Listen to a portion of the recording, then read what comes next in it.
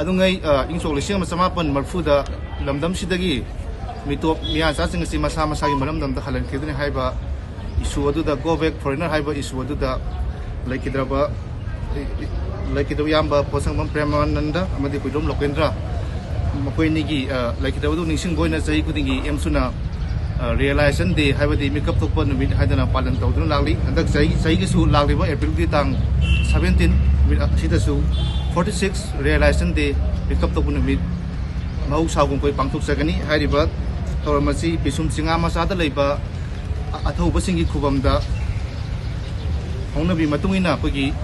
AMSU gi president Bruce Bebamna firal chingkhalak matungda miyang goiba haikel lekat ama tambalor matung yamna tienba khungchat ama bisum singam masadagi na Manipur college pawu chasagani haiba khungchat lor matungda miyang goiba asawa mifam ama koi warep lawbi aba mifam ama koi pangthok sagani sima dagi mani suba jenda da koina lejai si hojik hojik Manipur sida yamna charang na ba kogi NRC update tawdringai da census lakwi film lei basi Manipur da koi masi AMSU na 1980 amadi 1994 da letter in spirit ta matam dugi lenga ka koi yana ki point habitai lamdam se NRC chanalu aduga bere village director linguna haiba singba matam dugi lenga ka yana ki point sing adu na hunna na koi ningsing bo ina koi gi handak lagba April gi date nipan da koi motorcycle bike rally ama matam se lamdam se NRC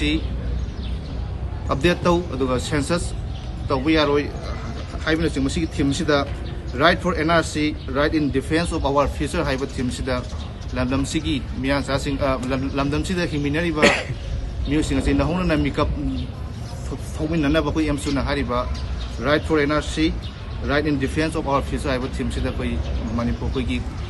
Kangla dagi koi lamthaba hojara matungda moirang dagi kumbi kaksing kunau kaksing thawbal adu khangbu ki unity park sida miyang goiba mifam makoi pangthok sagani simalaire aduga koi gi hojik NRC si Manipur da mitu miya sa sing namsi hanjalakba thoiba lan si lan sing asin tangdu laita ba poroktingai da koi gi lan asina taithiang nanglaba IDP sing asi mai da tau hanjandringai da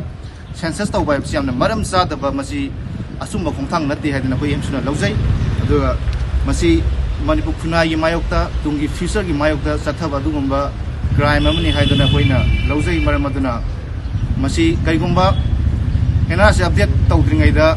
maram sa dana Manipur laingak amadi India langak na kaigumba census ati pangthok taragadi masi AMSU na tumina leiroi masi gidamakta koi thawai tharsu thagani haidana koi AMSU na lepi kaigumba miyamgi apamgi mayokta nampu hapuda census ati pangthok taragadi madugi namada Manipur miyam mairuk khunai na loina na yamna akanba iho Manipur da amukta tawgidi mungda koi iho sangsangani maramdi Manipur khunai leitraba matamda karamba khuru pangdom na Manipur da hingadagi Manipur aduna koi leiriba miyamsu koi nahona na makeup thomina rasi realization de na lakoda Manipur miyam se pangtha uitharuraba koi miyam se amuka hanna koi makeup thomina rasi haidana si paucham senjari loina na hariba 17 April lakadruba April tang 30 asida hariba numit asida athauba ni sigi ikai khumra numit asida lamdam asida laibiri ba iresa khudimangna hariba numit asi harau kumai adagi makhal amadagi nungaiba kumai pangthopi gi no haidana lebak miyam da apil tawjari loina na lamdam asida himinari ba phuru panglu khudimangna hariba realization day 46 suba realization day asi mafung pana sulu yamina duna koi miyam se makeup tholasi haidana